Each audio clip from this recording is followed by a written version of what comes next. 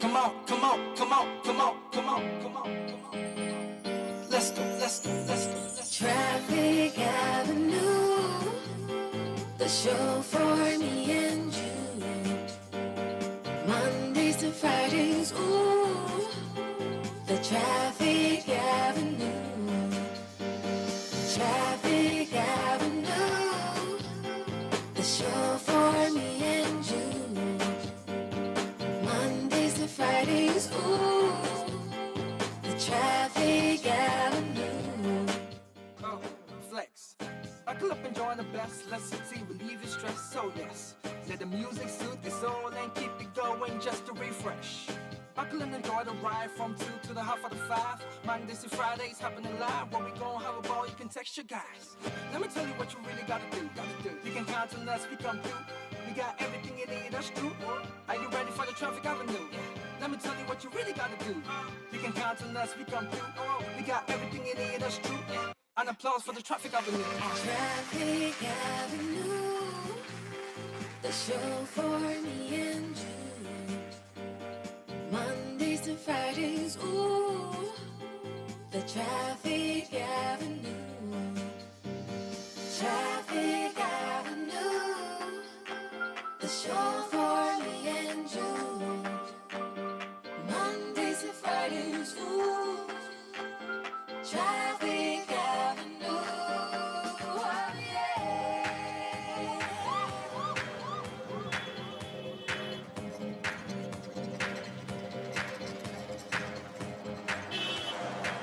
Pull up and join the best. Let's see, relieve your stress. So yes, let the music soothe your soul and keep it going just to refresh.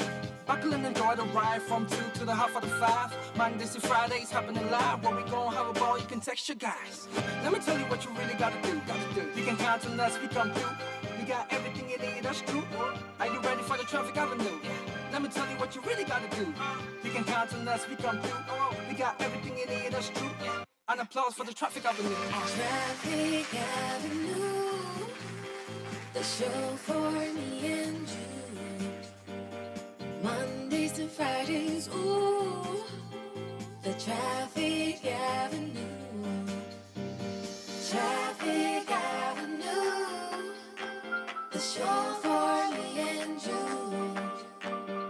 Mondays to Fridays, ooh, Traffic Avenue, oh yeah.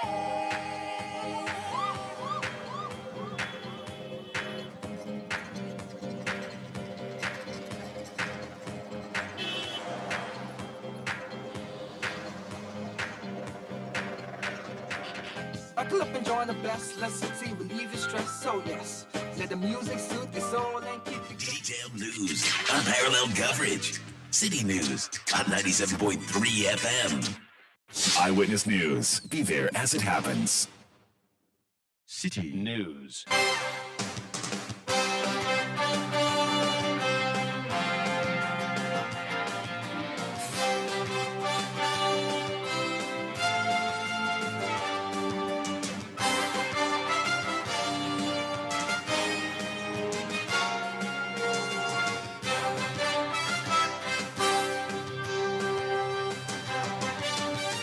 Hello, good evening. Welcome to Eyewitness News, coming to you live from our studios at number 11, Dr. Martin Loop in Adabraka, Accra. My name is Salom Adonu. Tonight I'm here with Eno Safo. Coming up over the next 90 minutes, no consensus on Chief Justice nominee Gertrude Tokonu, who appeared before the Appointments Committee of Parliament earlier today, as minority MPs want a second bite at the cherry when the Supreme Court's reasons in the Jechi Kwesin judgment are ready. But committee chair, Joe Sewusu, will not have any of that. Well, it is our practice that any time we finish with the public hearing, the committee sits and consider whether to recommend the person or not. So the conclusion we came to this hour, there was no consensus. More on that a bit later. Also on Eyewitness News, it's day 2 since justice delivery at the court ground to a halt owing to JUSAC strike. We will find out what discussions are ongoing and when court proceedings will resume. Later on Eyewitness News, brisk activity at the MPP headquarters as Boache Jako and Dr. Baumia pick up forms to contest the party's flag bearership on first day of opening nominations. More to follow in the coming days. We'll touch base with the various camps. Stay with 97.3 City FM for more on this and other stories on Eyewitness News. And in business, business community pushes government to create enabling environment for businesses to thrive despite securing deal with IMF. There is more in business in the next 50 minutes. Your comments are welcome via our WhatsApp line 0549986996, 0549986996. Eyewitness News is live across the country on all our affiliates and around the globe on citynewsroom.com. You can also follow me on Twitter at Selom Adunu. The hashtag, as always, is City Newsroom. To our very first story, now the Chief Justice nominee, Justice Gertrude Tokonu, today appeared before Parliament to be vetted in that constitutional requirement before she gets finally appointed to the position by the president. A vetting which took close to a bit over 2 hours, covered questions around her views on capital punishment, her views on LGBT and many other things. But one thing which came out quite clearly was the minority's unhappiness with that Jechi Kwesin decision. And according to the minority, they are still awaiting reasons for that, judgment, which called for Jechi Kwesin's name to be expunged from the records of Parliament. If you may recall, a couple of days ago, the Supreme Court gave a decision where it directed that Jechi Kwesin's name be expunged from the records of Parliament. And Justice Tokonu was on that 7-member panel. So when she appeared before the House today, the committee, according to the minority, are unable to question her on that judgment because they want the reasons, or the reasoning of the bench in arriving at that conclusion. The Supreme Court on the day said they were going to make the reasons available in the next coming days. And indeed, I must state that is very usual and that very regular in the Supreme Court. So the minority MP said they wanted a second bite at the cherry when those reasons were ready.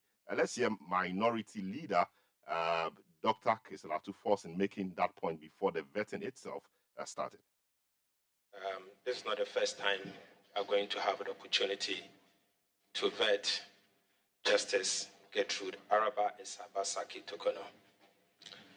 However, our job here today will be focusing on evaluating her judgment or ruling from the time she went to the Supreme Court to today. We've been able to secure most of the rulings and the judgment from that she was able to participate on. So that is largely what we'll be doing. Unfortunately, there is one of them that we are not able to get the reasoned ruling on the matter. That has to do with a recent case involving our colleague, the Honorable Kwesin. We are of the view that we should be given the opportunity to get a copy of the ruling so that we can be able to ask her questions based on her ruling. We are going to start the vetting, obviously, using the information that we have.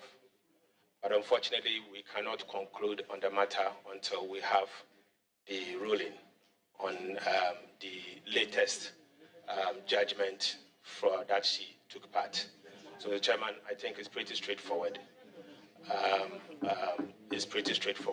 As I said, she's not new to us.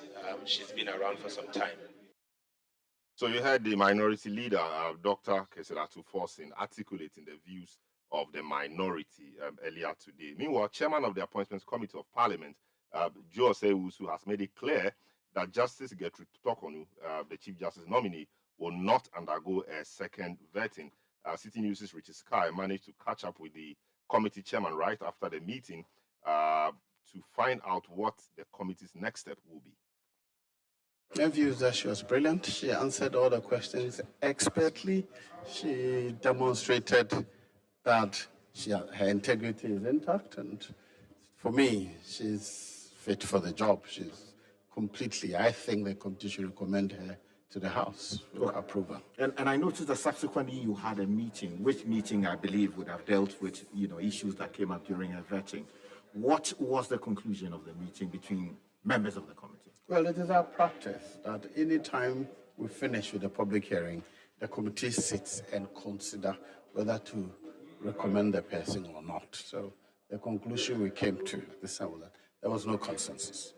In fact, it started before the vetting. You would recall that Honorable Ayariga made a statement that unless they get a copy of the case involving a single North MP, they will not support the nominee. Well, they came to the vetting with a position, do this for me or I don't. Mm-hmm. We went through the vetting cleanly, mainly. We are satisfied that there's no basis for deferring the decision because you want to read a judgment. No.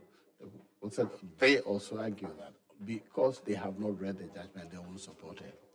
So it is one of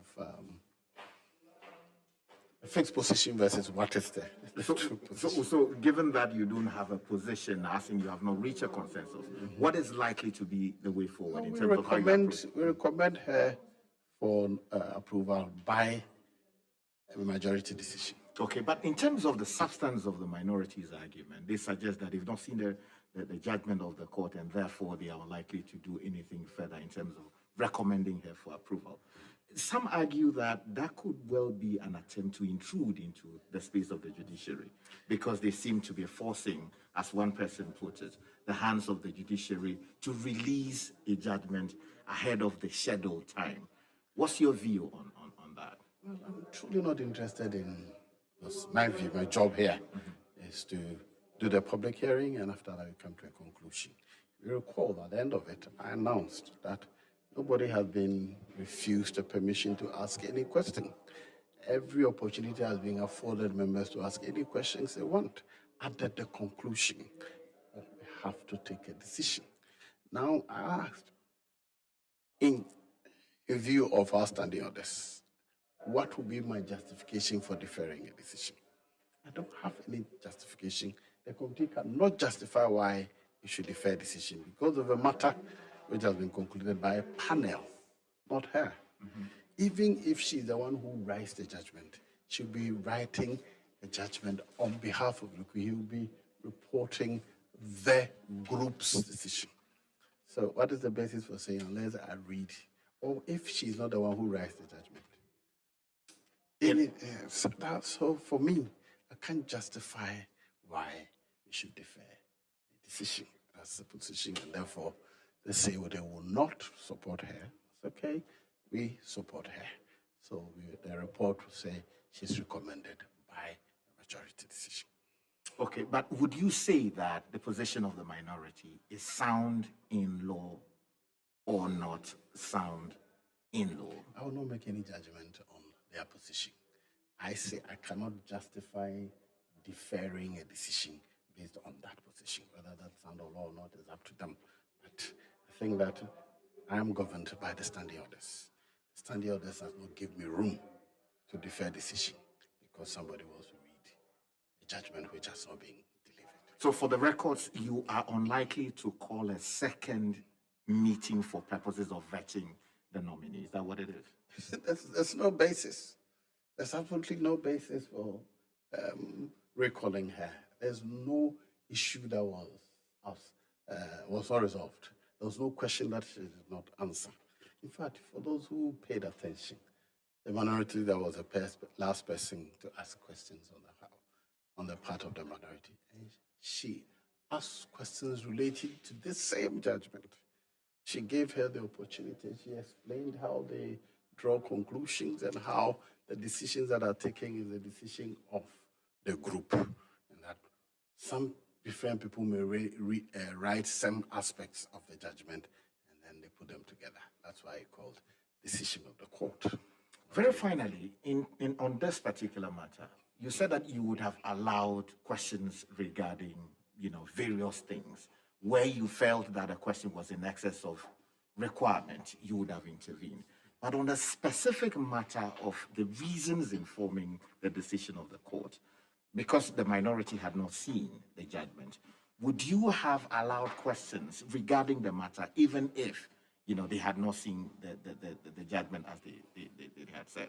You see, as long as the question relates to the eligibility, the qualification, the integrity, and performance of the nominee, I'll have no justification in refusing it. Our rules are very clear how we manage it, but sometimes I overlook. Sometimes when we go beyond the rules, people asking personal questions which are ordinarily not allowed, I overlook it. Sometimes I just say, reframe your question so that we can work. But the same thing. If you have reason to ask anything relating, and I truly, in the morning when they brought this thing, I suggested that, to the best of my knowledge, the principle of eligibility, when the eligibility criteria applies, has been decided in the case involving Senator. So I said, if I were you, I would go for that judgment and then use that as a guide to ask questions, to clarify matters into that answer. Well, they did not take advantage of that. But for me, there's nothing new in that judgment, even though I haven't read it. The conclusion could have been foretold, or it depended on the date and time. The Supreme Court had already made that decision, unless something different or the circumstance was different. It was clear that it was the same principle that was going to be applied. My very final question, sir. In your assessment, what do you think has been the quality of work done generally by your committee? Did you ask the right questions? Were you value for money for the good people of Ghana in terms of auditing the capacity of the nominee to do the job? I think you should be evaluating me. I don't believe in self-evaluation. But what do you say? I work to serve the public. The public should be giving me feedback. Are we doing the proper thing? If the feedback we get suggests that we could improve it, we'll learn from it. But let me not be the one doing that. Joe Sewusu is chairman of the Appointments Committee of Parliament. You heard him there in that interview with Richard Sky. Eyewitness News on 97.3 City FM. Let's hit the phone lines and speak to one of the key actors in today's vetting, the Honorable Mahama Yariga. Indeed, he did not ask a question. He said he was deferring his questions until when the reasons in that judgment were made available. And so he joins us on the line to help us appreciate really whether there's been any change in his position in view of what we've heard from the chairman of the appointment committee. Hello, good evening, sir. Welcome to Eyewitness News. Of course, we saw and heard you this morning make the point that without the reasoning, which underpinned that decision of the Supreme Court in respect of the Judicial was available, you were not in a position to ask any question. And so you subsequently deferred your questions until those reasons were made available. But here we are. The chairman of your committee is saying that he has no justification, or this reason is not justification enough to defer the vetting or approval of the nominee. What do you think? Well, I mean, good evening to you and then to your listeners. Basically, we have a simple task, which is to assess suitability for the post of Chief Justice of the Republic of Ghana. And we raised a very fundamental question about the way that the court operates. One, we made it clear that this is a constitutional court, which is a political body, as much as it is an appellate court. And as a constitutional court, which is a political body, sometimes they will have to be sensitive to political issues and work towards uniting the country. And we gave them the indication that, look, on a matter like Justice Question's case, we needed certainty. We needed to understand the basis for the decisions that they took. And so, since she was a member of the panel, and it was a unanimous decision, we wanted to hear the reasoning and be informed by that as one of the considerations that would inform the decision of our side to either vote for her or vote against her nomination. And I hear arguments about, oh, but it is a unanimous decision. She could be the one writing, it could be a different person writing, but that doesn't matter. Once it is a unanimous decision, whoever writes on behalf of all of them. And if you don't agree with any aspect of the reasoning, as a judge, you reserve a right to agree with the outcome, but give your own reasoning separately from what the rest of your colleagues will present as their reason. So you are not dissenting, but your reasoning is different from the reasoning of your colleagues, even though you agree on the outcome of the decision. So, unless you don't understand how the Supreme Court functions, it will be interesting to say that because she's not writing the ruling herself, then she cannot be held accountable for what comes out as the reasoning. Any member of a unanimous panel is accountable for the reasoning, unless you decide that you have a separate reason for coming to your conclusion. And so we wanted to use the reasoning as the litmus test in terms of, what to expect of her as Chief Justice. And they just wouldn't budge. And we said, look, Parliament is resuming on the 6th. The Supreme Court said they will give their reasons on the 7th. So just give us up to the 7th. Let's hear, because we don't believe that you will be rushing, with the report on the 6th for Parliament to take it and approve her on the 6th. When the Supreme Court is giving a ruling on the 7th, and we say just wait till the 7th and let's hear it and give us an opportunity to re-examine her based on that. They said no. We said, okay, just still wait till the 7th and let us hear the reasoning, and then we will communicate our decision to you. And they said no, they must take a decision, and if we were not ready to take a decision at that point, then they are going to recommend her for approval by majority decision, in which case they are the ones who are going to be presenting her for voting.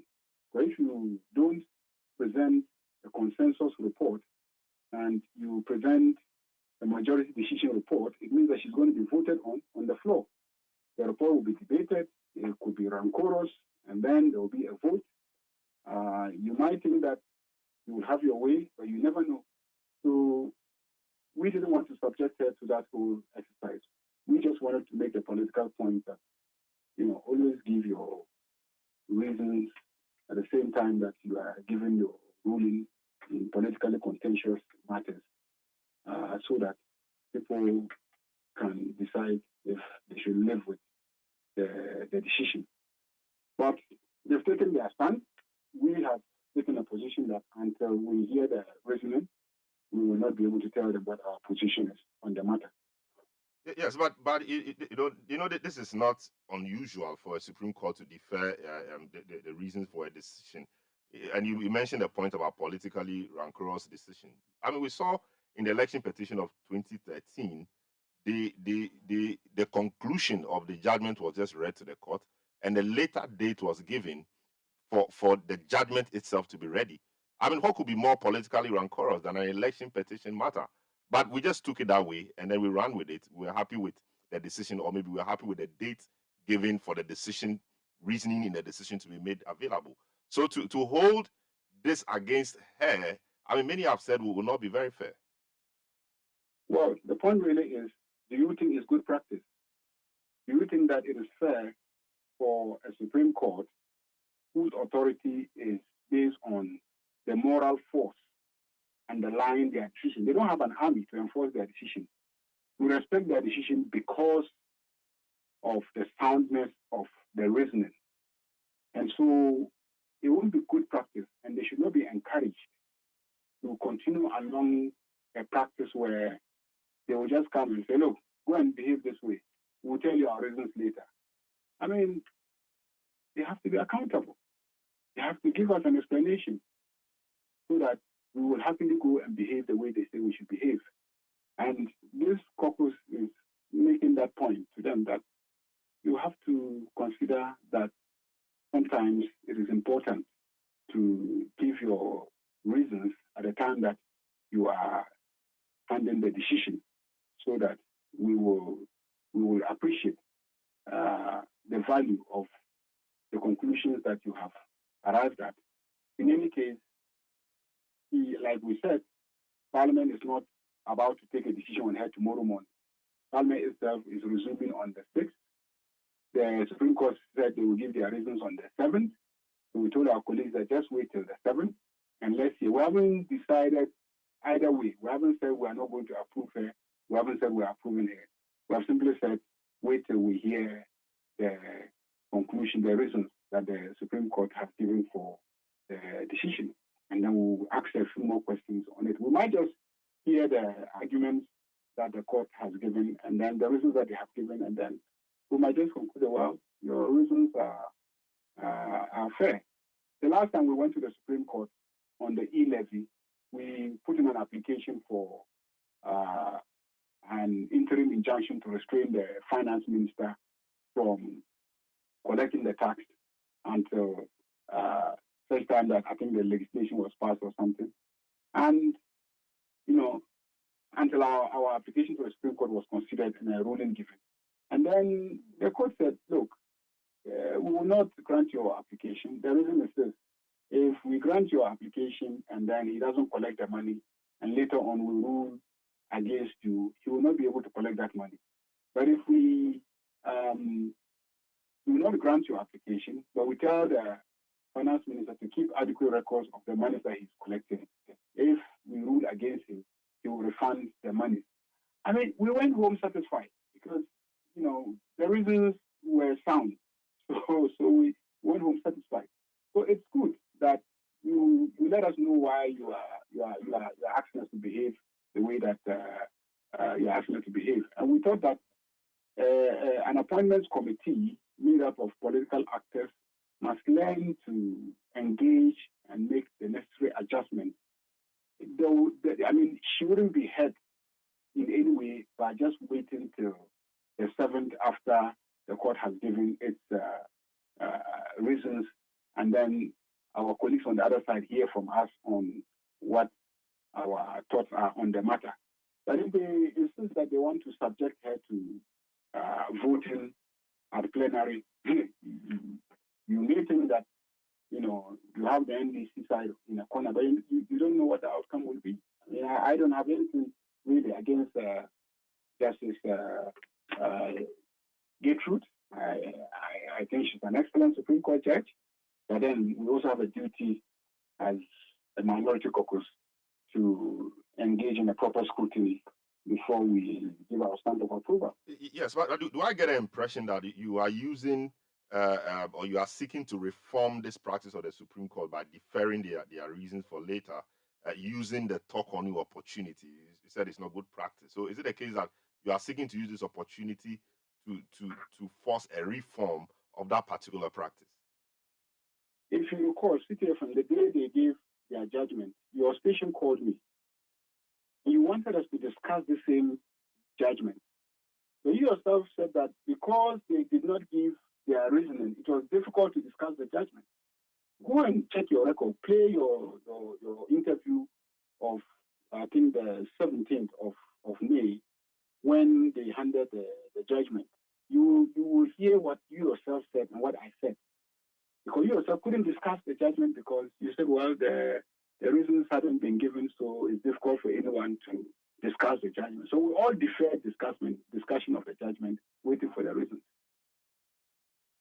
I see. Of course, and you are right. In terms of that interview, and a quote from you in that interview we had said, I have been a critic of the Supreme Court taking decisions without reasoning and even allowing time before they give judgment. In political charge cases, you continue to say it would do the Supreme Court image good if they took their time to give decisions and the reasoning at the same time, so that it will not allow all sorts of interpretation. Yes, I get that. It's been your position. So but no problem with that. But I'm just saying that isn't it unfair on her to use this opportunity provided by her vetting to seek to cause a reform in a bigger system? That would be unfair to her. She's supposed to go and head that system. So if there's anybody who is most suitable to be used as an agent to reform the system, then it is her. So if we hold her on for 1 week, next time she's presiding as a Chief Justice or she's empaneling a court to take a decision in a politically charged matter, she will probably give them better advice because she would have directly experienced the consequences of engaging in that. So, yeah, I mean, she has become a victim of something that her institution, does, but she's part of the institution, and she's aspiring to head that institution, and so there's no better candidate for making the point to than her. I see. But how about people who think that the minority just wants something to hold on to, something to oppose the process, for opposition's sake? Given that many have said she's discharged herself creditably, and so there's nothing really to dent her with. So the minority is trying to hold on to this to dent her image or to obstruct the process for her smooth sailing to the position of Chief Justice. That's what they may say, but we've also advanced our reasons. And I believe that there are many people who will also agree with our reasons.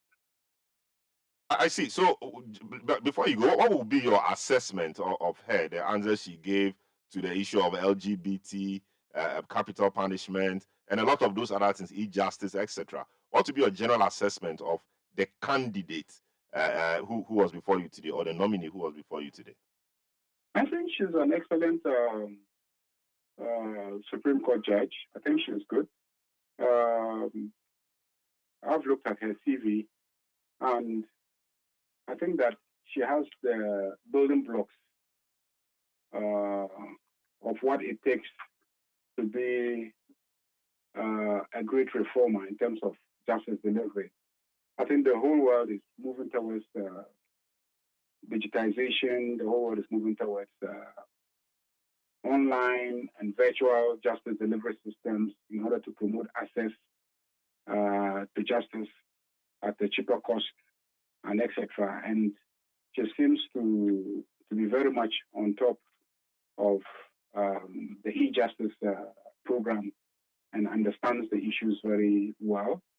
And looking at her CV and the many training programs that she's been through, I think she has what it could take to carry out very significant reforms in terms of justice delivery. So I personally, to be frank with you, I don't have an issue with candidature. But it's not just administrative competence. It's not just technological savviness and etc. We also should realize that this is the Chief Justice, and her position on the law, her position on the Constitution is a significant issue. And in this Kwesing case, there are very significant matters that have been thrown out there for the court to decide on. Questions about citizenship, about dual citizenship, about the rights of dual citizens to participate in our political process and to be parliamentarians and etc. I mean, they are very interesting and to some extent nuanced constitutional issues that are embedded. And I believe that is why it is taking them time to put together their reasons. And that we need to test her also in terms of the quality of her legal philosophy. And so, yes, I look at the CV, it's impressive. I have no doubt that she would make a good administrator in terms of justice delivery. But we just wanted to hear the quality of the reasoning in the Kwesing case, in addition to the many other things that she would have done, and take a decision. We didn't say we are rejecting her. We didn't say we are approving her. We just said, give us time to hear your reasoning in this particular case, and we can take that on board in taking a decision. And she's not running out of time because Parliament itself is on recess. So it's not as if tomorrow morning Parliament is going to take that decision. So we really didn't understand the basis of the hurry of the chairman of the committee. And I think that if she's dragged to plenary and she's going to be voted upon. It is the chairman of the committee that would have vested that upon her.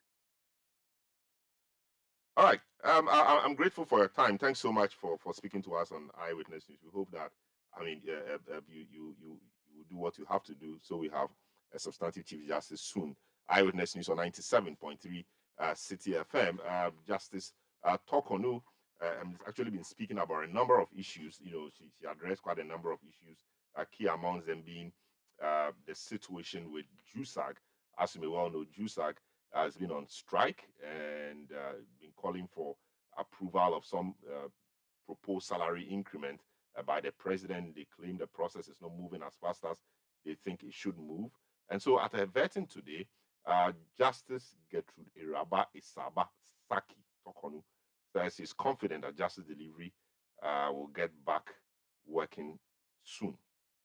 The strike that was pronounced recently, to the best of my knowledge, and not just briefing, but personal knowledge, matters are under control. We've had meetings with them. We are one family. And I believe that very soon we will see the court doors open. In respect of the strike which you have just read, what is the specific issue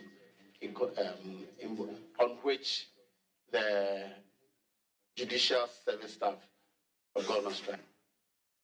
It's about the review of salaries. There is a structure for the review of salaries on a biannual basis. And that process started. And staff, I think, are of the opinion that it's going too slowly. And this is why they've gone on strike. But the process is very much going on. And yesterday, we were in meetings. So you heard Justice Tokonu there. She's also been speaking about a number of things. She was answering a question by the vetting committee on the delay in the written judgment of the Supreme Court on their order for the name Justice Jichikwesi to be expunged from the records, which we just discussed with Mama Yaraka. But let's hear what she herself said on the matter. I have given hundreds of judgments from High Court till now.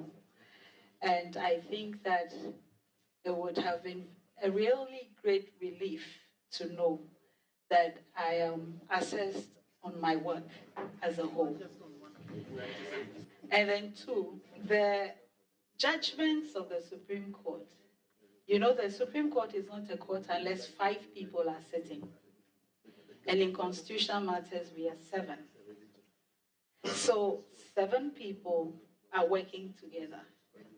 And that's why very often, indeed, almost invariably, every judgment given by the Supreme Court comes out, the reasons come out long after the orders and the rulings, because that's how we work.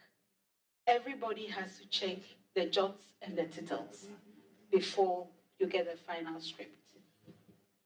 You view the position that it appears that the decision is being imposed on one person.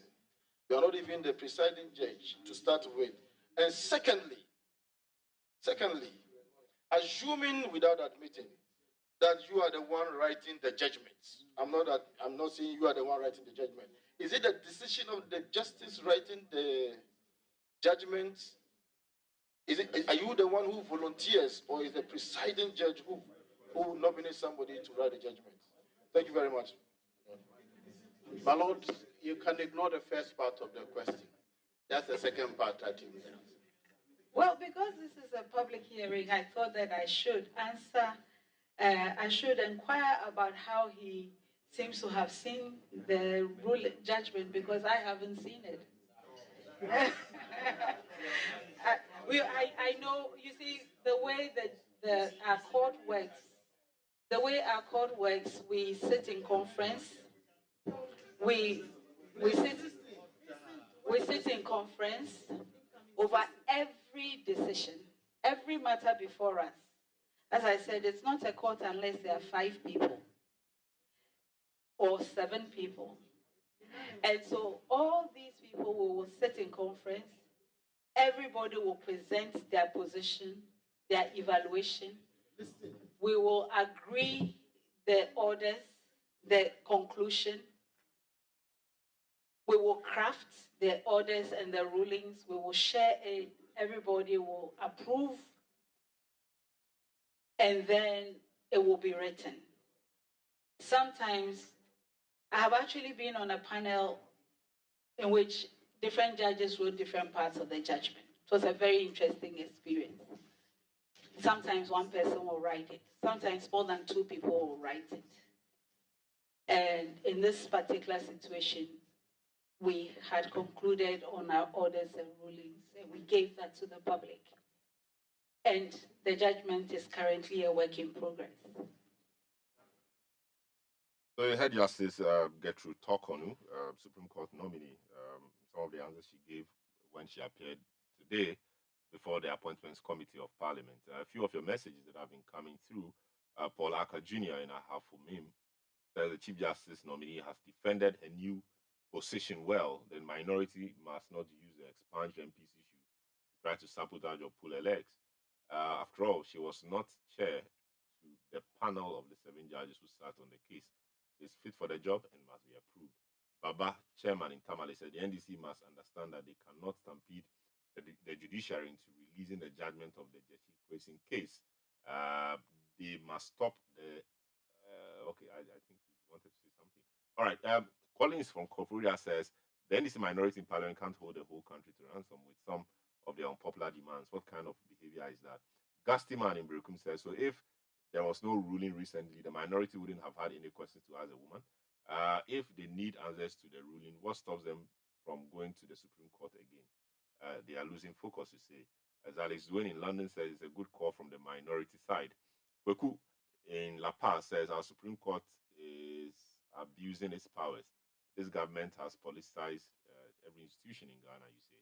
Oli in Bolga says, I think the minority's position is sound. Given the role the Supreme Court plays in the peace and security of Ghana, their reasons for taking certain decisions must be sound and known to all. Eyewitness News on 97.3 City FM. We understand the minority has released a statement on this matter. We'll take a short break. When we return, we'll delve into that statement. Don't go away. Eyewitness News. Be there as it happens. For Pepsodent, smiles are one of the most important things we have. The problem is, globally, 1 in 2 children suffer from cavities. Pepsodent, with maximum cavity protection, helps to prevent the formation of cavities. Pepsodent, because every smile matters. This advertisement has been vetted and approved by the FDA.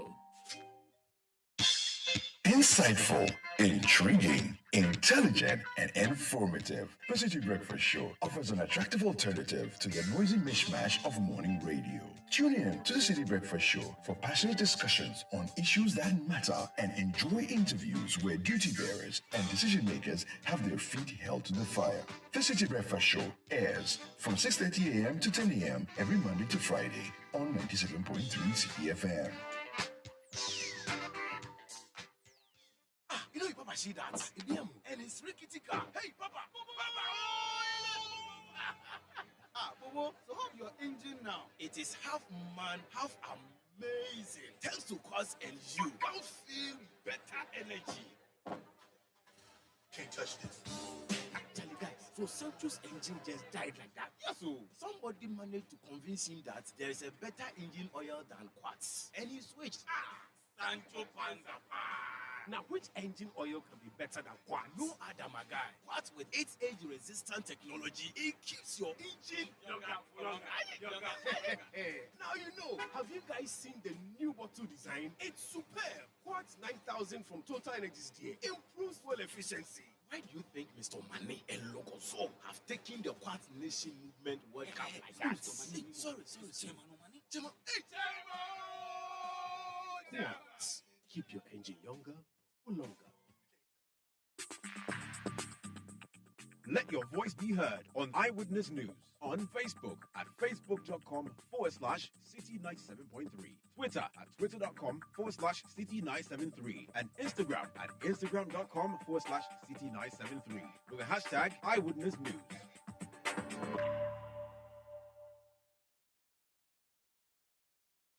Eyewitness News on 97.3 City FM. Your comments are welcome via this WhatsApp number 0549986996. On Twitter, you can tweet at me at Selom Adunu, and the hashtag, as always, is City Newsroom. The minority has been speaking on the matter, expressing an official position on the Justice Gertrude Tokonu vetting, and indeed their position has been that they want a second bite at the cherry, and that should happen after the decision or the reasons behind the judgment in the recent Judicial case is made available. They want to see it because Justice Tokonu was on that panel, and so once it was a unanimous decision, it meant that anything or everything in that judgment, or how they arrived at the conclusions they shared on the 17th of May regarding the name of the MP in question, Judicial being expunged from the records of Parliament, she would have been party to it because it was a unanimous decision. My colleague Richard Sky was in Parliament today, and he has a copy of that position by the minority. He joins us on the line. Hello, Richard. What has the minority really been saying beyond the view they expressed at the committee? Well, a short while ago, the minority chief with the Honorable Kwame Governance Abuja issued a statement, which statement states the position of the minority regarding this particular matter. And the statement is titled Minority Position on Vetting of Chief Justice Nominee. And it goes on to say that the minority members on the Appointments Committee of Parliament did not vote on the President's nominee for the position of Chief Justice today due to the unavailability of the reasoned judgment of the Supreme Court in the matter of Honorable James Judicial. Now, it is important to state that the Appointments Committee not long ago in 2019 vetted and approved this same nominee as a Justice of the Supreme Court.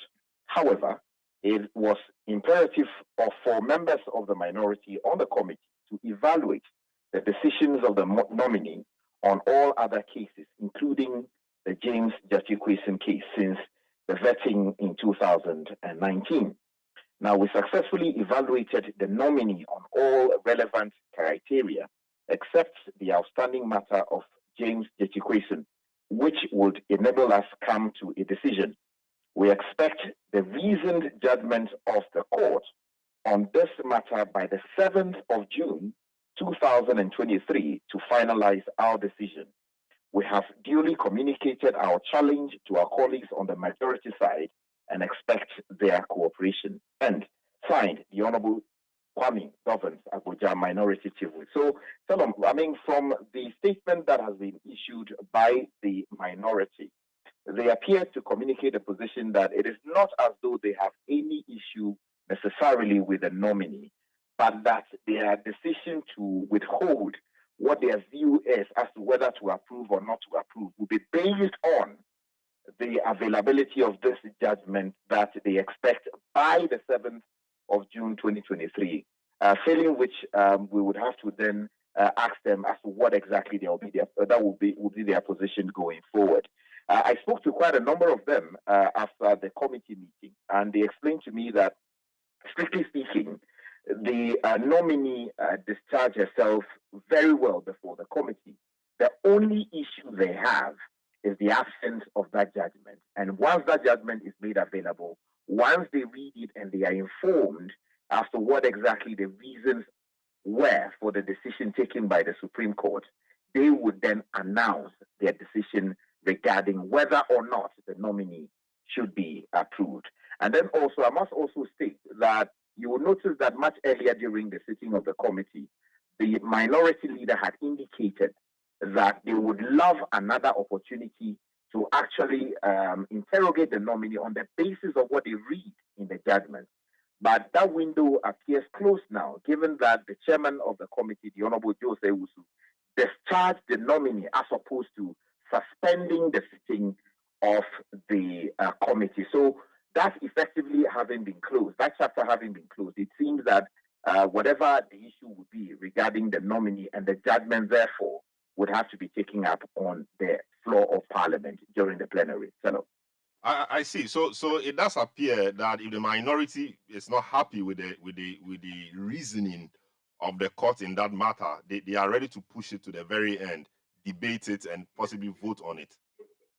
Yes. So technically, they were looking for an opportunity to read the judgment, and on the basis of that, have a second bite at the cherry, during which they would actually interrogate the nominee based on the judgment that has been delivered by the Supreme Court. But as I indicated earlier, that chapter is now closed. So the only opportunity they would have now to vent their concerns regarding whatever would have formed the basis for the decision that the Supreme Court made will be at the plenary, going onto the floor during a consideration of this matter properly on the floor of Parliament and raise their issues there, by which time the nominee would not even be before them. It would just be concerns that will be raised on the floor and read into the records of the House. They were actually looking for another opportunity to actually grill the nominee, but that chapter is effectively closed.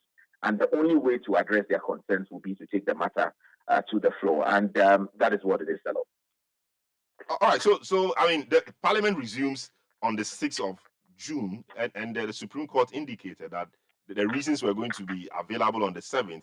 Why was it so difficult for the two sides to agree in a manner that would have made them shift the vetting of the justice to maybe after the 7th of June? Was that a difficulty really? In fact, I put this question to a number of the minority MPs, that if indeed this was the government of their concerns, why did they not insist on deferring the vetting until after the document or the judgment became available? Their responses were that, well, I mean, they appreciated where I was coming from, except that, ultimately it did not happen like that. Some of them actually conceded that it was an error on their part to have actually come into today's vetting and not having insisted on the vetting being deferred until after the judgment becomes available. I also interrogated the aspect having to do with whether or not this is a question of law and procedure or is just a question of politics. Well, they argue that, well, there is convention in the House that in appropriate cases, nominees will be asked to submit further documentation or further particulars to the committee before a decision is made. So while it may not be rooted in hard law, the precedent is there that in specific cases or in some cases, it becomes necessary for the committee to ask for further and better particulars regarding specific matters that come before the House. And that is the route that they decided to use. But they will continue to insist on seeing this particular judgment before ultimately giving their decision on whether to approve or not to approve. But it is important to state that their position is that they are not against the nominee. They don't have anything against the nominee, strictly speaking. They want to see the judgment delivered by the Supreme Court, and based on that, they will take an informed position. Thank you very much, Richard Sky, my colleague at CTFM. He was at the vetting of the Chief Justice nominee, Gertrude Tokonu, earlier today, and he's interacted with a number of the MPs on both sides regarding the position taken by the minority that they will want to see the reasons given by the Supreme Court in the recent Judicial matter before they decide to approve of her or not. Meanwhile, the majority side has decided to go ahead and approve the nominee by a majority vote, which means that the report will be laid before Parliament, the report will be debated, and possibly a vote will be taken on the matter. Eyewitness News on 97.3 CTFM. Now, still staying with matters of justice delivery, the Judicial Staff Association of Ghana embarked on strike 2 days ago, and as we speak, all activities at the courts across the country have ground to a halt. Justice delivery is ground to a halt. Indeed, Justice Tokonu today spoke about it. And we also understand that there's been some discussions here and there with the leadership of JUSAG to get them to call off the strike so that activity at the courts could resume. General Secretary of the Judicial, the JUSAG, is joining us on the line, Abdullahi Yakubu, to help us really appreciate what has happened between when the strike was declared and now, and whether we're ready to go back to court on Monday. Hello, good evening, sir. Welcome to Eyewitness News. The Judicial Secretary issued a statement yesterday and said that a meeting is being slated for between you and the other stakeholders for 31st May 2023, which is sometime around Wednesday. And so because a meeting is being called and the stakeholders would attend, you should call off the strike. That should be the way to go, shouldn't it? We respect the call by the Judicial Secretary for us to meet, and we are highly appreciative of the intervention that is coming from management.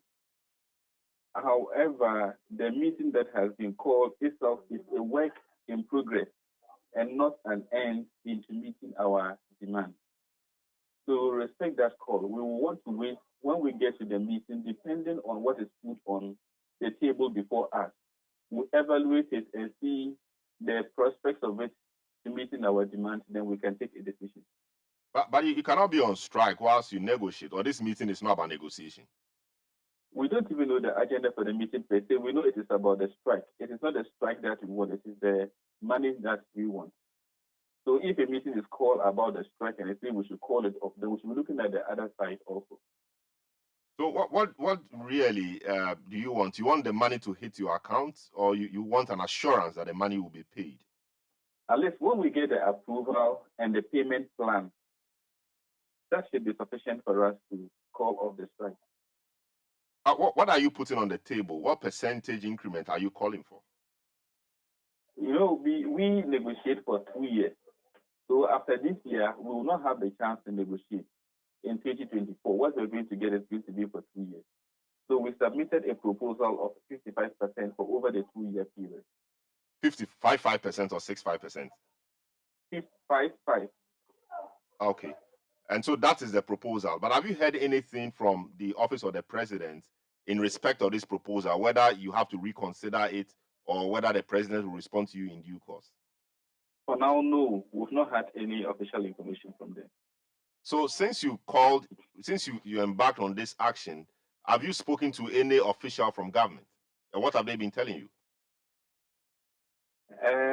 As in official communication with government?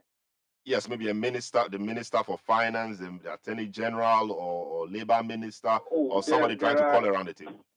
There are some engagements in the quiet, but if you have any engagement that is not giving us what we are looking for, we will still want to hold on until we have a formal engagement and then know exactly the roadmap to get meeting our demand. Then we can take a decision. But are you not concerned that your strike is creating a lot of difficulties for people who are actually unconnected to the issues you are raising? For example, there are people who must be admitted to bail, in the court. That is not happening. Their rights are being trampled upon because they've been in custody beyond 48 hours, etc. You are not concerned about that? We are very much concerned about these people. That was why we decided that when the Labour Commission gave us the 14-day window to resolve the matter, we had to respect it, even though we knew that government was not going to invite us. They will just doing their own thing. We still had to respect that because of the rights of people, how it will be affected whenever we are on strike. So we had to compromise all that long, hoping that how we care for the welfare of people or the citizens of Ghana in terms of accessing justice, the government can also reason with us in that direction and initiate steps to amicably resolve this matter to avoid us from getting to where we are now. Unfortunately, that did not happen, and we are where we are now. So if we are looking at the impact of the strike on the people of Ghana, we should get government to answer the question, because it's not strike like I'm saying, it is the demands that we want. I see. Thank you very much, Abdullahi Yakubu, for speaking to us. So the next meeting that hopefully you will honor is the one on the 31st, right? Definitely will honor that. But can you, the statement which announced this meeting also said that you were invited to a meeting yesterday, but you did not show up. Can you confirm that to us? No, it's not that we didn't honor the present as the. Then also we observed that staff at the Supreme Court were sitting. The secrecy meant that we give instructions. They were asked to open course. So it was as if there was some kind of tension, and the atmosphere was not conducive for peaceful and amicable settlement of the matter. So at the time the meeting was about, when we observed that thing, it wasn't good for us. So we had to meet and take a decision as to some of the preliminary issues that we can raise to be addressed before the meeting starts. Unfortunately, by the time we finished our meeting to join them, the meeting had proceeded and ended. So we had to have some background meeting with management after their own meeting to agree that we meet on Monday to sort out our issues. All right, thank you very much, Abdullah Yakubu, General Secretary of JUSAC. Thanks so much for speaking to us. Eyewitness News on 97.3 City FM. We'll return with more. Don't go away. Eyewitness News. Be there as it happens. For Pepsodent, smiles are one of the most important things we have. The problem is, globally, 1 in 2 children suffer from cavities. Pepsodent, with maximum cavity protection, helps to prevent the formation of cavities. Pepsodent, because every smile matters. This advertisement has been vetted and approved by the FDA. Kickstart your day the safe and right way with a freshly brewed cup of piping hot coffee from Shell Bakery or Vida E Cafe. Reconnect and catch up with friends and unwind over cheesy burger goodness during your lunch break at Burger King. Relax this evening with drinks and meals at Honeysuckle and Starbites. Relax and enjoy the perfect weekend plan filled with fun, food, and family at KFC, Burger King, or Starbites. Refuel your energy at Shell and let your adventure drive you on this road trip. Take a break at any of our Shell stations and enjoy any of these great offers from our partner restaurants. Shell, go well. City TV is live on DSTV, GoTV, and HD+. On DSTV, find us on channel 363. On GoTV, we're on channel 117, and on HD+, get us on channel 108. On a digital TV, run a new search, but take note that without an antenna, you cannot access City TV. City TV can be accessed on any free-to-air digital box, like the GoTV and HD+ boxes. City TV, it's your world. Let your voice be heard on Eyewitness News on Facebook at facebook.com/City97.3, Twitter at twitter.com/City973, and Instagram at instagram.com/City973 with the hashtag Eyewitness News. You're welcome back. Let's do some more stories. Scores of NPP supporters have thronged the party's headquarters in Accra to throw their weight behind their preferred aspirants ahead of the party's presidential primaries. The NPP today opened nominations for persons seeking to lead the party into the 2024 elections to pick their forms. Already a group calling itself Dr. Baumia Fan Club has picked forms on behalf of the vice president, who they believe can retain power for the NPP. A founding member of the club, Intim Jakari, says Dr. Baumia should be given the chance to lead the NPP. And all Ghanaians everywhere know that if we bypass our man of knowledge, if we bypass our man of humility, nobody else. Because of currently the world is in a knowledge world, and we need somebody who is so dynamic, who understands the system, who has already initiated a transformational agenda in the country. And we are all living testimony to that fact. So today we are here as a supporting fan to make sure that, in fact, this is a surprise to him because he was expecting that, but then the Baumia Fan Club decided that they will pay and pick the form, go and present it to our father and our president to be this form. And that is why we have gathered here. He's not aware you are doing this. He is not aware we are doing this. We are taking him from after payment and everything, we are going to do. What if he's made plans already for others to come and pay for him? Doing this without him? No, that is why we came early. We came here by 5 o'clock. So if any team would come, they will come and realize that it has already been paid for. Intim Jakari is founder of a group calling itself Dr. Balmia Fan Club. Meanwhile, another aspirant, Boachie Jakun, has also picked up forms to contest the polls. One of his aides, Benjamin Alma, tells City News, Boachie Jakun is the NPP's best win.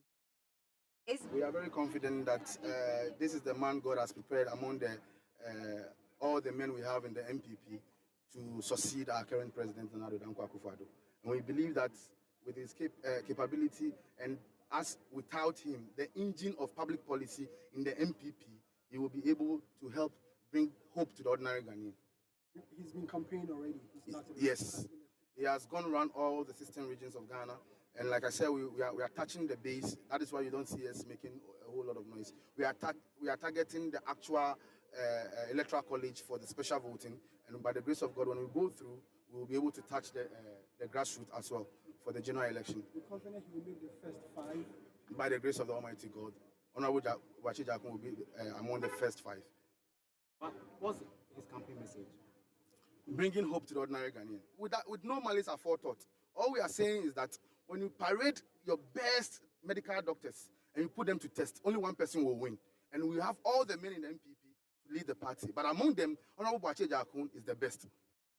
Benjamin Alma is an aide to the flag bearer aspirant of the NPP, Boachie Jakun. He says he's the best bet to win the 2024 elections. In a related development, former General Secretary of the NPP, Kwabneje Japan, has also picked forms to contest. Also, former Member of Parliament for Mampong and one of the flag bearer contestants in 2014, Francis Adenimo, has also picked his forms. His spokesperson, George Obientry, explains why Francis Adenimo will be the president of Ghana. We are friends of Adenimo. We believe that he is the best person to lead the party into the next general election. If we consider the history of our elections, you will observe that after the second term of any party in government, should they use a member of the outgoing government as the presidential candidate for the next general election, the party always loses. So when you look at in 2000, when NDC used Professor Mills, the then vice president, NDC lost. In 2008, when NPP used the current president, who was then the foreign minister, we lost. In 2016, when NDC used the former president, John Mahama, they lost. So what we are saying is that if MPP can win the next general election, it has to be someone who is not part of this administration. George Obientry is spokesperson to a flag bearer aspirant of the NPP, Francis Adenimo. Authorities at the Kumasi Technical Institute, County Region, have asked over 500 students to go home for misconduct. The students, who all live in the boarding house, are said to breach the rules and regulations of the school. According to authorities, some yet to be identified students who went on a rampage on May 17 caused damage to school properties. The authorities subsequently asked the students to pack their luggage out of the dormitories and will be made to face the school's disciplinary committee when they are recalled. School authorities will not give further information on the matter, but only said they took action to instill discipline in the school. The authorities are expected to meet the parents of the affected students to brief them on the development. Most of the affected students on Friday left the school, while others were still packing out when City News visited the school. Eyewitness News on 97.3 City FM. City Business News is up next. Don't go away. Let your voice be heard on Eyewitness News on Facebook at facebook.com/City97.3, Twitter at twitter.com/City973, and Instagram at instagram.com/City973 with the hashtag Eyewitness News. Get the details. Every significant financial transaction, every market movement, and all the policies that affect your business. City Business News. Be informed. Time now for City Business News on Eyewitness News, powered by citybusinessnews.com. My name is Nettie Ajahu. Let's settle for the details. The Ghana National Chamber of Commerce and Industry is challenging government to create an enabling environment for businesses to thrive in the face of its agreements with International Monetary Fund. The Chamber maintains the deal together with its accompanying obligations such as new taxes and hikes in the cost of utility will cripple operations if steps are not taken from macroeconomic stability. Mark Biruabuaji, Chief Executive Officer of the Chamber, says to avert an IMF-induced collapse of businesses, government must keep its eyes on measures that propel inclusive for the training community. He's been speaking to City Business. How do we mitigate this negative impact? Much as we want revenue as a country, we should look at also building a resilient economy, an inclusive growth economy, where businesses are the ones developing the economy. So we need to now have a discussion on the impact of this IMF. Likely that prices are also going to go up. So we are likely to get a stable macroeconomic environment. But that environment is a necessary but not sufficient condition for economic growth. When you create that environment, now the businesses must be empowered actually to take advantage of that environment to produce. If you use that environment to cripple the businesses, the environment will be there, but you won't get the growth that you want. So you need to ensure that that necessary condition is created and is sufficient enough for businesses to now begin to produce and to thrive and to expand, set up new businesses, employ more people so that you get your revenue. So you don't have to sacrifice the private sector for this IMF deal. Mark Biruabuaji is the CEO of the Ghana National Chamber of Commerce and Industry. The Secretary General of the African Continental Free Trade Area, urging African leaders to leverage on the benefits of the agreement to tackle food poverty concerns. Mr. Mene expressed worry that despite the abundance of raw materials in Africa, food shortage is on the ascendancy, with over 20 million Africans suffering severe food shortage. Speaking at the 7th African Leadership Forum, Mkele said it is imperative for Africa to This geopolitical context, which is of no doing of Africans, has caused food insecurity, rising costs of food across the continent, inflationary pressure on the state of foods, causing millions and millions of Africans to fall back into poverty. The number of people experiencing food insecurity at a moderate or severe level is estimated to have increased from 512 million in 2014 to close to 800 million in 2021. In 2020, over 20 million people and at least 10 million children faced severe food shortage due to crop failure in 4 consecutive dry seasons. According to the Food and Agricultural Organization, Sub-Saharan Africa's food import bill was $50 million United States dollars in the year 2019, an increase of close to 2% from earlier years. The food import bill for the whole continent is estimated to be at about $80 billion per year in the period 2015 to 2017. In terms of international trade, the continent is highly dependent on extra African sources of imports of food and agricultural products. Wamkele Mene is the Secretary General of the African Continental. Key players in the agri sector want government to channel interventions to farmer-based groups as part of moves to limit the smuggling of farm inputs. This call, the Agri Actors Day, has become imperative as the implementation of government's agricultural flagship program has been plagued with numerous challenges. There is Wepa Adu, president of the Input should be channeled to the farmer-based organization so that we can directly target our farmers. That will even save government the struggle, because you remember part of the fertilizer was always being smuggled across the borders. We are partnered with the government to check those smuggling. But if the inputs are targeted at farmer-based organizations, then we can directly make sure that our members have access to it to be able to produce enough food to feed the need, and ensure that if government will listen to us, they can incorporate those recommendations into the review program going forward. Yeah. And putting all this together is what, and we need to sit there and look at it. And usually we are amazed if government should come out that we have spent so much on planting for food and jobs, then we have to assess what is the impact What is the impact on the ground? It's very key to us because government says the program is targeted at smallholder farmers. So if you are targeting them, what is our cost of production? What is the program specifically supposed to do? Are we having access to those subsidized inputs on time so we can produce enough to feed the nation? Wepa Adu Awala Dugla is the national president of the Peasant Farmers Association. And that's it for City Business News and Eyewitness News. It was powered by your most comprehensive business news website, citybusinessnews.com. My name is Natalie Ajak. Up next is Point Blank. Let your voice be heard on Eyewitness News on Facebook at facebook.com/City97.3, Twitter at twitter.com/City973, and Instagram at instagram.com/City973 with the hashtag Eyewitness News. You know your papa see that? And it's rickety car. Hey, papa! Bobo, so how your engine now? It is half man, half amazing. Thanks to cause and you can feel better energy. Can't touch this.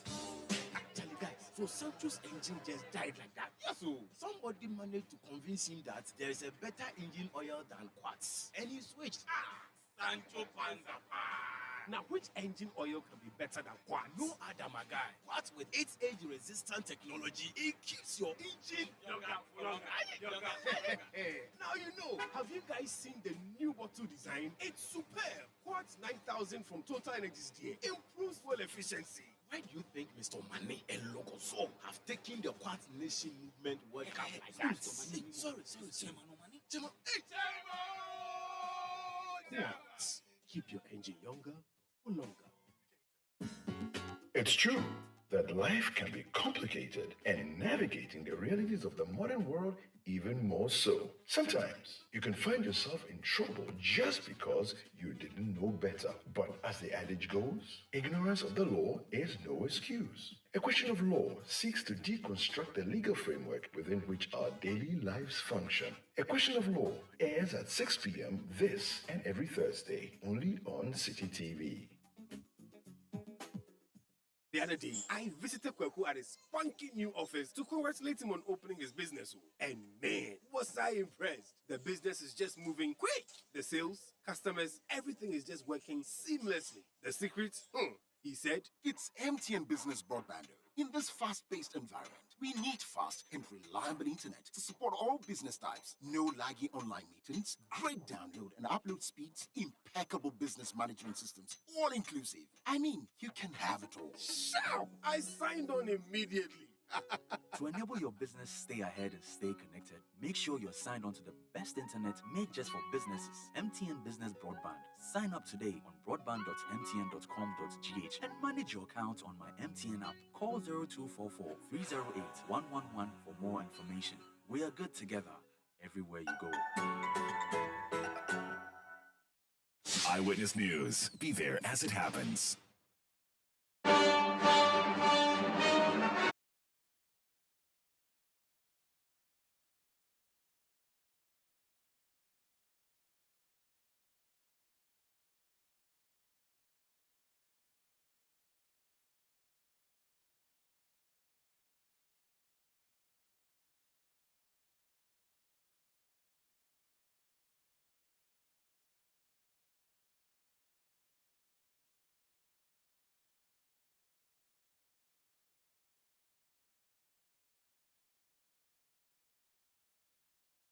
We bring you portions of Justice Gertrude Tokonu's vetting earlier today in Parliament.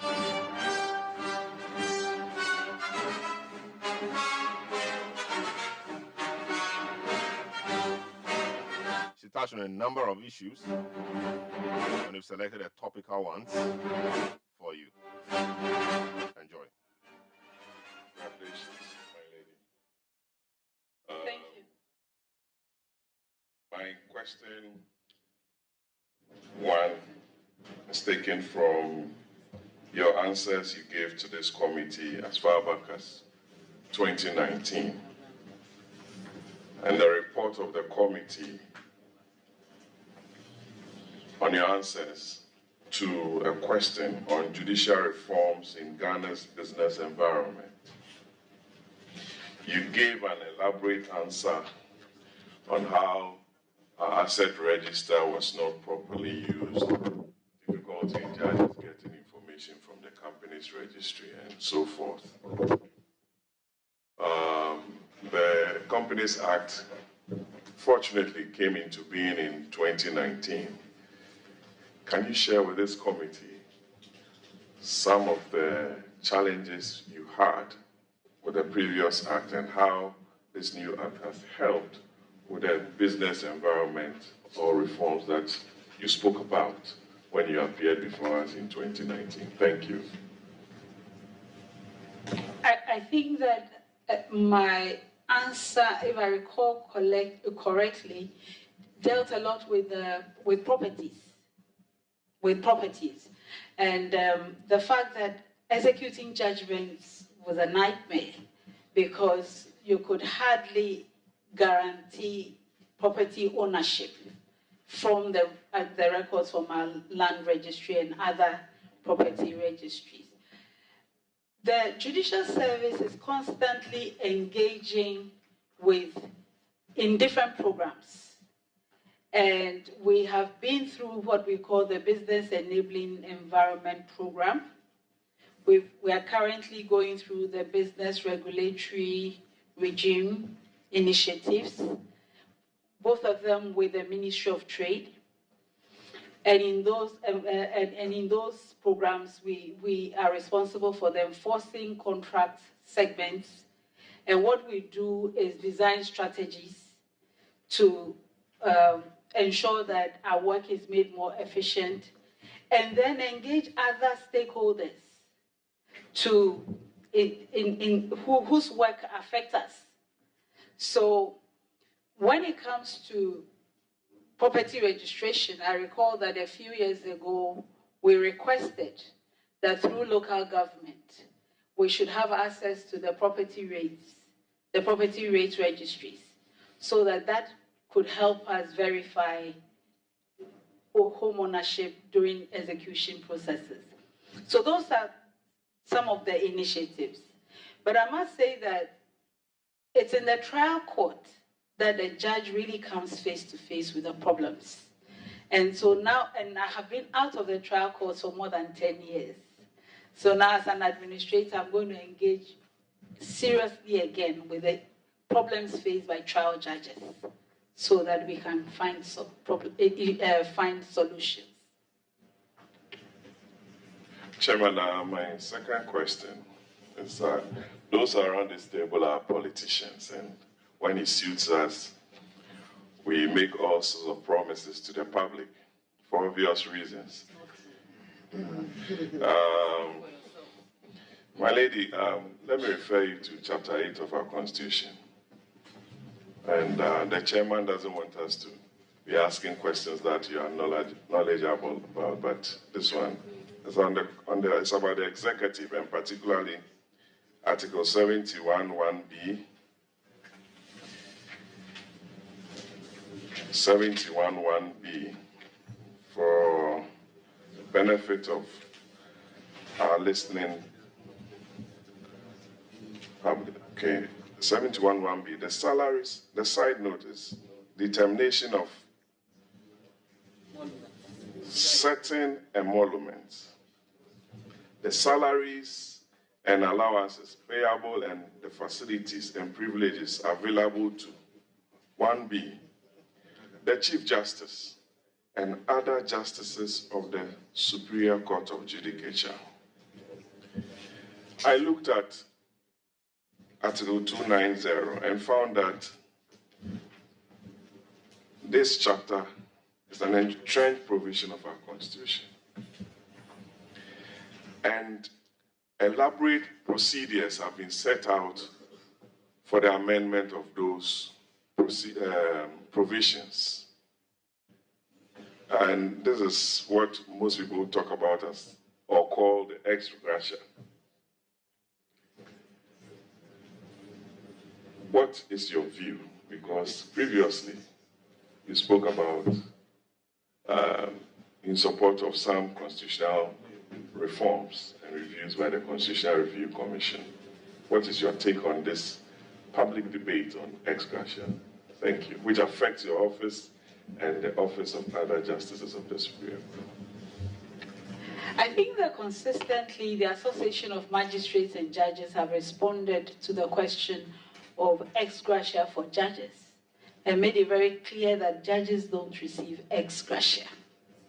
We continue in office. We don't go anywhere until we retire. We don't have a cycle. And therefore, the discussion of ex gratia is not at all applicable to us. And this specific provision, where our names are mentioned, deals with how our salaries are set. And Article 71, as you know, there's a committee, a presidential committee that does that work. And the framers of the Constitution thought that that was the appropriate thing to keep us independent. And we are not the only persons subject to it. But you are right that this is an entrenched provision.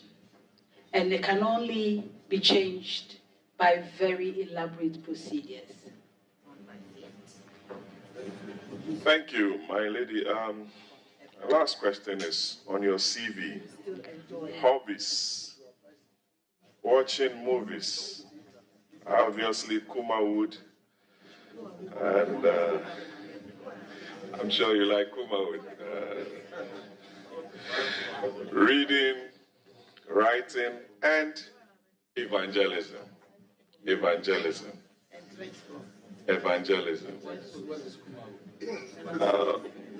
What is evangelism and what do you do? Do you have time to go out to preach the word of God with this very difficult duty as a Justice of the Supreme Court and now the Chief Justice nominee? Thank you very much and congratulations.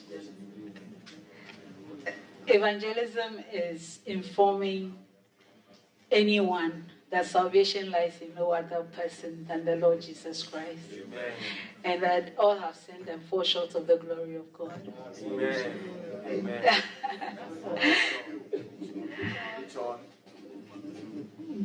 And you ask whether I have time. I think that anyone expresses their core beliefs consistently in whatever they do and however they spend their time. I think a previous questioner asked me, the honorable member asked me about my book, The Child in the Rainbow. That's a writing that expresses my faith, and I do that all the time. And then I also lace it into my conversations. And I hope that anybody listening now will know that. John 3:16.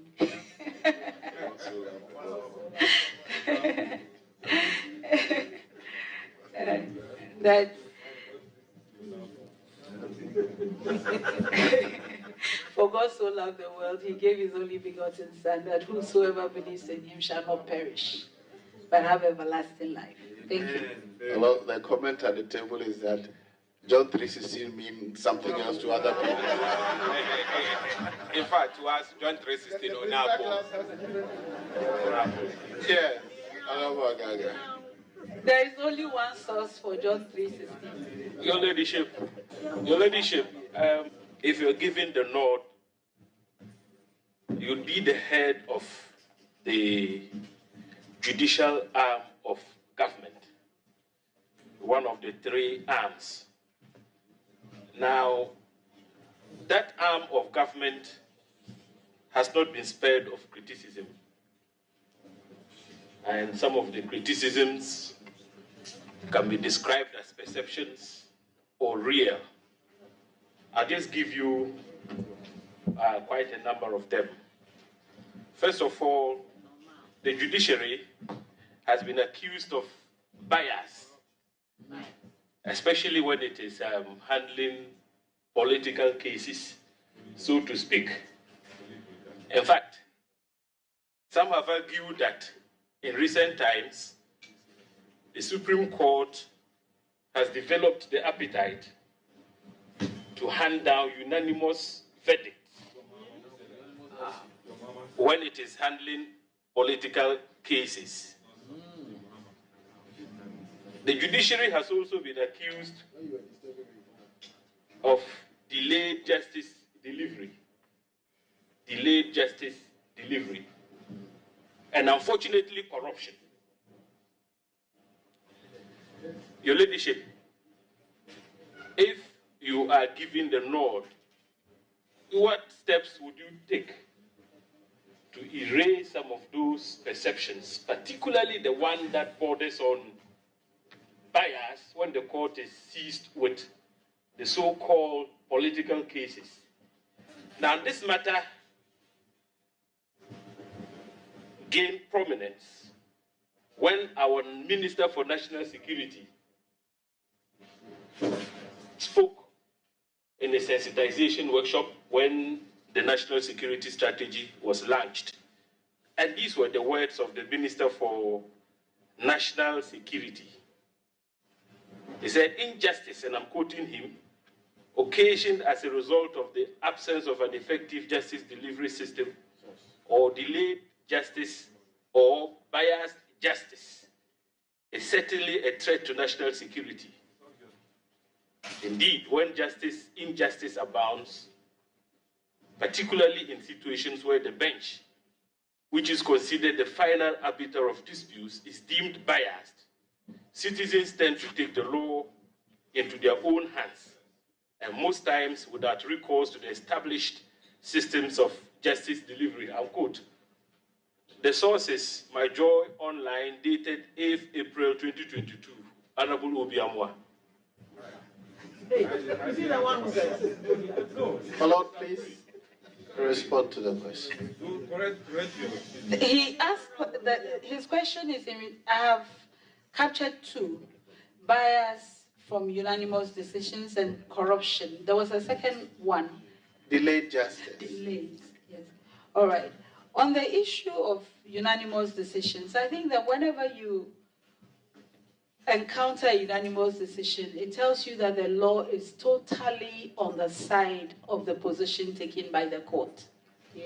That every member of the court, in fidelity to their judicial oath, cannot take a different position.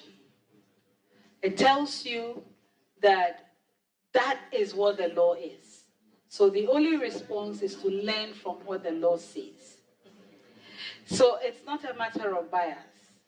It's a matter of the legal position.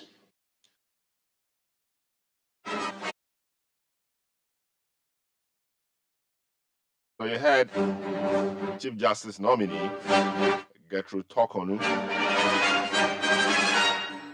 expressing her views earlier today when she appeared before the Appointments Committee of Parliament. That's our show for tonight. The show was produced by Nana Kobna Wilson, Beverly London, and Sami Wiafe. Technical assistance by Daniel Squashi. You also heard Eno Safo. Make a date with me tomorrow on The Big Issue at 9 a.m. where we look at the topical issues that came up in the course of the week. My name is Selom Adonu. Up next is Sports Panorama. Have a good evening.